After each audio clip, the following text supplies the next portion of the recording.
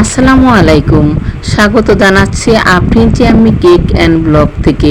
আজকে আমি কাশ্মীরি আচার বানানো দেখাবো। আজকে আমার যা যা উপকরণ লাগছে কাশ্মীরি আচার বানাতে।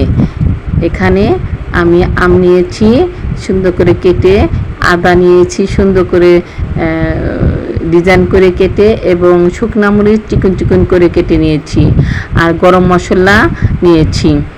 চিনি পরিমাণ মতো দিতে হবে, লবণ দিতে হবে। আমি চিনিগুলো শিরা করে নিচ্ছি। এখানে এলাচি দারচিনি দিয়ে দিচ্ছি এবং আদা গুলিও দিয়ে দিচ্ছি, শুকনা মরিচের চিকন চিকনগুলোও দিয়ে দিচ্ছি। এখন সবগুলি আমি দিয়ে দিয়েছি।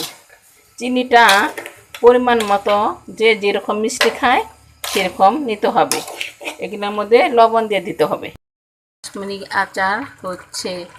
আর একটু আমগুলি চিকন চিকন করে কাটতে হতো, কিন্তু আমি কাটতে পারিনি, কারণ আমার হাতটা কেটে গেছে আম কাটতে গিয়ে, তাই আমগুলো অনেক মোটা মোটা হয়ে গেছে। মাশাআল্লাহ, আমার কাশ্মীরি আচার প্রায় হয়ে আসছে। আর একটু শিরাটা কমলে আমি নামিয়ে ফেলব। আলহামদুলিল্লাহ, আমার কাশ্মীরি আচার হয়ে গেছে। মাশাআল্লাহ, কত সুন্দর স্বচ্ছ, একদম কাচের মতো দেখা যাচ্ছে। যদি আমার রান্নাটা ভালো লেগে থাকে তাহলে আপনারা আমার পেজে অথবা ইউটিউব চ্যানেলে লাইক, কমেন্ট, শেয়ার দিয়ে পাশে থাকবেন, এবং আমি আবার হাজির হব নতুন কোনো রেসিপি নিয়ে।